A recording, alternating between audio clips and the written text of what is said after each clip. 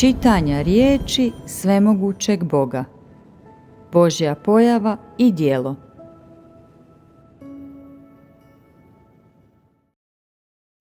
Unutarnja istina o djelu osvajanja 2. Nekoć ste težili vladati kao kraljevi, a danas se još niste toga potpuno oslobodili. I dalje želite vladati kao kraljevi, pridržavati nebesa i podupirati zemlju. Razmotri sada ovo pitanje. Jesi li kvalificiran za to? Nisi li potpuno nerazuman? Je li realno ono što tražite i čemu posvećujete svoju pažnju? Vi čak i ne posjedujete normalnu ljudskost. Nije li to jadno? Stoga danas samo govorim o osvajanju, o svjedočenju, poboljšanju vašeg kova i stupanju na put usavršenja i ne govorim ni o čemu drugom. Neki ljudi imaju odbojnost prema nepatvorenoj istini, pa kada vide sve ove priče o normalnoj ljudskosti i poboljšanju ljudskog kova, oklijevaju. Nije lako usavršiti one koji ne vole istinu. Ako danas uđeš i postupaš u skladu s Božjim namjerama, korak po korak, bi li mogao biti eliminiran? Nakon što je Bog izvršio tolika djela u kontinentalnoj Kini, djela velikih razmjera, i nakon što je izrekao toliko riječi, bi li mogao odustati na pola puta? Bi li ljude mogao navesti dolje u bezdan? Danas je ključno da spoznate bit čovjeka i spoznate u što trebate zakoračiti. Morate govoriti o ulasku u život i promjenama u naravi, o tome kako zapravo biti osvojen i kako se u potpunosti pokoriti Bogu, kako dati konačno svjedočanstvo o Bogu i postići pokornost do smrti. Moraš se usredotočiti na ove stvari, a ono što je nerealno i nevažno moraš prvo ostaviti po strani i zanemariti. Danas trebaš biti svjestan toga kako biti osvojen i načina na koji se ljudi ponašaju nakon što budu osvojeni. Možeš reći da si osvojen, ali možeš li se pokoravati do same smrti? Moraš biti dosljedan do samoga kraja, bez obzira postoje li izgledi i bez obzira na okruženje ne smiješ izgubiti vjeru u Boga. Na kraju moraš postići 2 aspekta svjedočanstva. Jobovo svjedočanstvo, pokornost do same smrti, i Petrovo svjedočanstvo, najvišu ljubav prema Bogu. U jednom pogledu moraš biti poput Joba. Izgubio je svu materijalnu imovinu, bio je shrvan tjelesnom bolešću, ali ipak se nije odrekao Jahvinog imena. To je bilo Jobovo svjedočanstvo. Petar je bio u stanju sve do smrti ljubiti Boga. Kad se suočio sa smrću, i dalje je ljubio Boga. Kad je pribijen na križ, i dalje je ljubio Boga. Nije razmišljao o svojim izgledima, niti je težio lijepim nadama ili neumjerenim zamislima i nastojao je samo ljubiti Boga i pokoriti se svim Božjim uređenjima. Ovo je mjerilo koje moraš dostići prije nego se može smatrati da si svjedočio, prije nego postaneš netko tko je usavršen nakon što je osvojen. Kada bi ljudi danas zaista znali vlastitu bit i status, bili i dalje tražili izglede i nade. Trebaš znati sljedeće. Bez obzira na to usavršava li me Bog, moram slijediti Boga. Sve ono što On sada čini dobro je i čini za moje dobro. Tako da se naša narav može promijeniti i da se možemo riješiti Sotoninog utjecaja. Da nam dopusti da se rodimo u zemlji prljavštine, a ipak se oslobodimo nečistoće. Otresemo prljavštinu i utjecaj Sotone i ostavimo ga za sobom. Naravno, to je ono što se traži od tebe, ali za Boga je to samo osvajanje, učinjeno da bi ljudi imali odlučnost pokoriti se i da mogu sve prepustiti Božjim orkestracijama. Na ovaj način će se stvari postići. Danas je većina ljudi već osvojena, ali u njima još uvijek ima mnogo toga buntovnog i nepokornog. Pravi rast ljudi još uvijek je premalen i oni mogu postati puni životne snage samo ako postoje nade i izgledi. Bez nade i izgleda postaju negativni, pa čak razmišljaju o napuštanju Boga. Štoviše, ljudi nemaju veliku želju da teže tomu da prožive normalnu ljudskost. Ovo je neprihvatljivo. Dakle, i dalje moram govoriti o osvajanju. U stvari, usavršavanje se događa u isto vrijeme kad i osvajanje. Kako bivaš osvojen, postižu se i prvi učinci usavršavanja. Ako postoji razlika između osvajanja i usavršavanja, ona se ogleda u stupnju promjene u ljudima. Biti osvojen je prvi korak u usavršavanju, ali on ne znači da su ljudi potpuno usavršeni, niti dokazuje da su potpuno zadobiveni od Boga. Nakon što su ljudi osvojeni, dolazi do izvjesnih promjena u njihovoj naravi, ali su takve promjene daleko manje od onih kod ljudi koji su potpuno zadobiveni od Boga. Ono što se danas obavlja jest početno djelo usavršavanja ljudi, njihovo osvajanje. I ako ne možeš postići da budeš osvojen, onda nećeš imati načina da budeš usavršen i potpuno zadobiven od Boga. Dobit ćeš samo nekoliko riječi grdnje i suda, ali one neće moći potpuno promijeniti tvoje srce. Tako ćeš ti biti jedan od onih koji su eliminirani. To neće biti drugačije nego što je gledati raskošnu gozbu na stolu, a ne jesti. Nije li to za tebe tragičan scenarij? Stoga moraš tragati za promjenama. Bilo da je riječ o osvajanju ili usavršavanju, oboje se odnosi na to ima li promjena u tebi, jesi li pokoran ili nisi, a to određuje možeš li biti zadobiven od Boga ili to ne možeš. Znaj da se biti osvojen i biti usavršen jednostavno temelje na opsegu promjene i pokornosti, kao i na tome koliko je čista tvoja ljubav prema Bogu.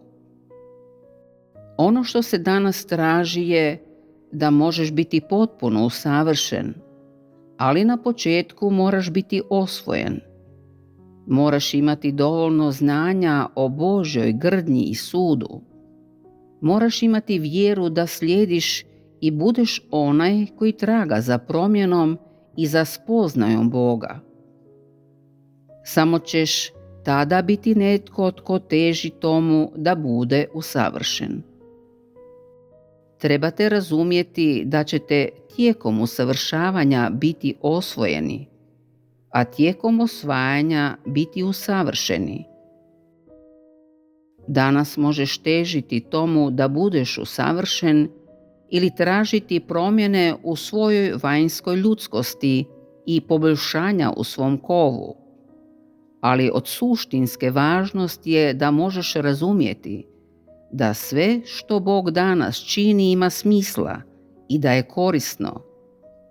Omogućuje tebi koji si rođen u zemlji prljavštine da pobjegneš od prljavštine i otreseš je sa sebe. Omogućuje ti da prevladaš utjecaj Sotone i ostaviš iza sebe mračni utjecaj Sotone.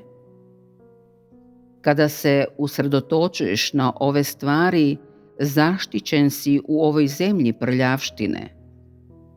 Na kraju, kakvo će se svjedočanstvo tražiti od tebe?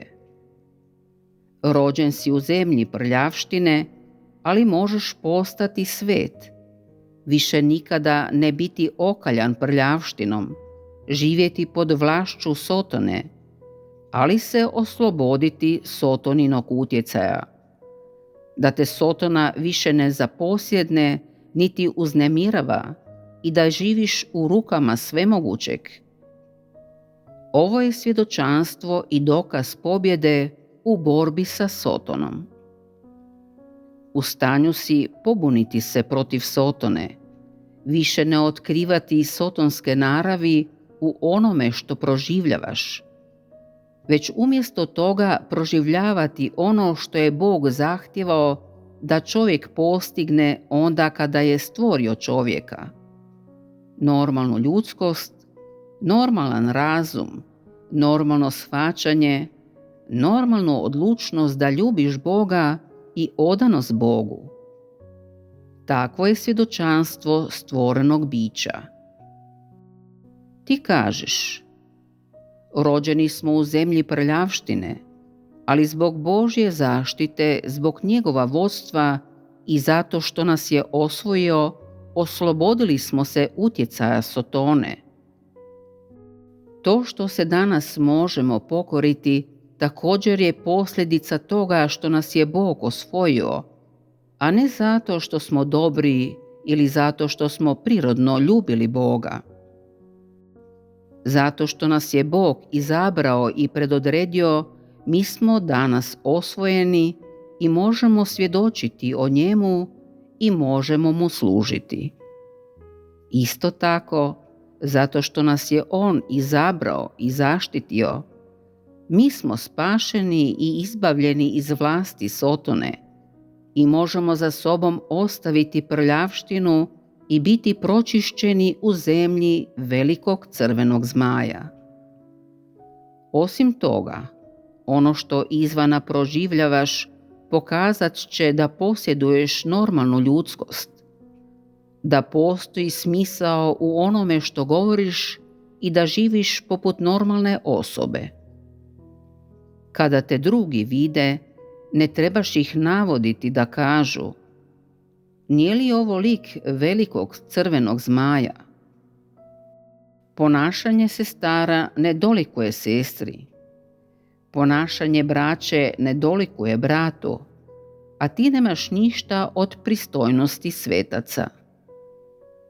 Tada bi ljudi rekli: nije ni čudo što je Bog rekao da su oni potomci Moaba.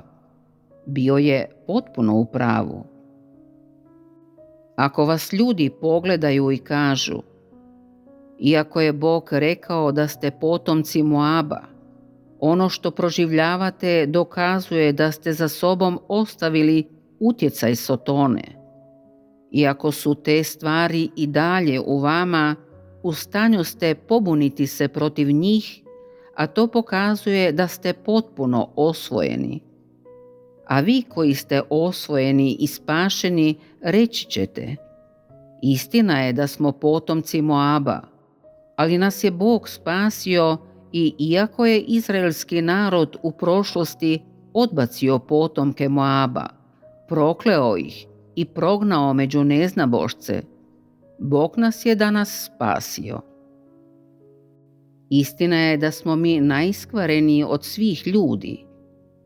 To je Bog odredio, to je činjenica i nitko to ne može poreći. ali smo danas pobjegli od tog utjecaja. Preziremo svoga pretka, spremni smo pobuniti se protiv svoga pretka, potpuno mu se usprotiviti i pokoriti se svim Božjim uređenjima, postupati u skladu s Božjim namjerama, ispunjavati sve što od nas zahtjeva i dostići udovoljenje Božjim namjerama. Moab je izdao Boga, nije postupao u skladu s Božjim namjerama i Bog ga je mrzio. Ali mi trebamo brinuti o Božjem srcu i danas, budući da razumijemo Božje namjere, ne smijemo izdati Boga i moramo se pobuniti protiv svojega starog pretka. Ranije sam govorio o pobuni protiv velikog crvenog zmaja, a danas se uglavnom radi o pobuni protiv starog pretka ljudi. Ovo je jedno svjedočanstvo o osvajanju ljudi i bez obzira na to kako danas zakoračiš, tvoje svjedočanstvo u ovom pogledu ne smije izostati. Ljudi su jako lošeg kova. Nedostaje im i previše normalne ljudskosti. Reakcije su im prespore, odviše trome. Zbog sotonine iskvarenosti su obamrli i otupjeli. I premda se za godinu ili dvije ne mogu potpuno promijeniti, moraju imati odlučnost da surađuju. Može se reći da je i ovo svjedočanstvo pred Sotonom. Današnje svjedočanstvo je učinak postignut sadašnjim djelom osvajanja, kao i uzorak i uzor za sljedbenike u budućnosti. U budućnosti će se proširiti na sve narode. Djelo koje se obavlja u Kini će se proširiti na sve narode. Od svih ljudi na svijetu potomci Moaba su najniži. Neki ljudi pitaju, zar nisu Hamovi potomci najniži od svih? Potomstvo velikog crvenog zmaja i potomci Hamovi imaju različit reprezentativni značaj, a Hamovi potomci su nešto sasvim drugo. Bez obzira na to kako su prokleti, oni su i dalje Noini potomci. Međutim, podrijetlo Moaba nije bilo čisto. Moab je nastao iz bluda i u tome je razlika. Iako su obojica bili prokleti, njihov status nije bio isti. Pa su tako potomci Moaba najniži od svih ljudi i nema uvjerljivije činjenice od osvajanja najnižih od svih. Dijelom posljednjih dana krše se sva pravila i bez obzira na to jesi li proklet ili kažnjen, dokle god pomažeš moje djelo i od koristi si današnjem dijelu osvajanja i bez obzira na to jesi li potomak Moaba ili potomak velikog crvenog zmaja, sve dok možeš obavljati dužnost stvorenog bića u ovoj etapi dijela i daješ sve od sebe, željeni učinak će biti postignut. Ti si potomak velikog crvenog zmaja i ti si potomak Moaba. Ukratko, svi koji su od krvi i mesa su stvorena bića i stvorio ih je stvoritelj. Ti si stvoreno biće. Ne bi trebao imati izbora i ovo je tvoja dužnost. Naravno, danas je stvoriteljevo djelo usmjereno na cijeli svemir. Bez obzira na to od koga potječeš, prije svega si jedno od stvorenih bića. Vi, potomci Moaba, dio ste stvorenih bića s jedinom razlikom što ste manje vrijedni. Budući da se danas Božje djelo obavlja među svim stvorenim bićima i usmjereno je na cijeli svemir, Stvoritelj ima slobodu izabrati bilo koje ljude, pitanja ili stvari kako bi obavio svoje djelo. Nije ga briga od koga si nekad potekao, sve dok si jedno od stvorenih bića i dok si od koristi njegovom dijelu osvajanja i svjedočenja. On će bez ikakvog oklijevanja obavljati svoje djelo u tebi. Ovim se razbijaju tradicionalne predodžbe ljudi, a to je da Bog nikad neće djelovati među neznabošcima, posebno ne među onima koji su prokleti i koji su niskog roda. Jer oni koji su prokleti i svi budući naraštaji koji od njih potječu, zauvijek će biti prokleti, bez ikakve mogućnosti za spasenje. Da Bog neće nikada sići i djelovati u zemlji neznabožaca i da nikad neće kročiti u zemlju prljavštine, jer je On svet. Sve te predodžbe su razbijene Božjim djelom u posljednjim danima. Znajte da je Bog svih stvorenih bića. On ima vlast nad nebom i zemljom i svim stvorenjima i nije samo Bog izraelskog naroda. Stoga je ovo djelo u Kini od najvećeg značaja i neće li se proširiti među svim narodima. Veliko svjedočanstvo budućnosti neće biti ograničeno na Kinu. Kad bi Bog osvojio samo vas, bi li se demoni mogli uvjeriti? Oni ne razumiju što znači biti osvojen ni veliku silu Božju i tek kad Božji izabrani narod u cijelom svemiru vidi krajnje učinke ovog djela, sva će stvorena bića biti osvojena. Od potomaka Moaba nema nazadnjih niti iskvarenijih. Samo ako ovi ljudi mogu biti osvojeni, oni najiskvareniji, koji nisu priznavali Boga niti vjerovali da Bog postoji, osvojeni su i svojim ustima priznaju Boga, veličaju ga i mogu ga ljubiti. To će biti svjedočanstvo osvajanja.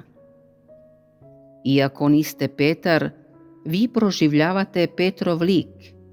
Možete posjedovati svjedočanstvo Petra i Joba, a to je najveće svjedočanstvo. Na kraju ćeš reći: mi nismo Izraelci, već odbačeni potomci Moaba. Mi nismo Petar, ne možemo postići njegov kov. Niti smo Job, a ne možemo se ni usporediti s Pavlovom odlučnošću da trpi za Boga i posveti se Bogu. I tako smo nazadni, pa nismo kvalificirani za uživanje u Božjim blagoslovima. Bog nas je ipak podigao danas, tako da moramo udovoljiti Bogu i premda nismo dovoljno dobrog kova ili nismo kvalificirani, voljni smo udovoljiti Bogu. Imamo tu odlučnost. Mi smo potomci Moaba i bili smo prokleti. Ovo je Bog odredio i mi to ne možemo promijeniti, ali se naše proživljavanje i naše znanje može promijeniti i mi smo odlučni udovoljiti Bogu. Kada budeš imao ovu odlučnost, to će dokazati da si svjedočio da si osvojen.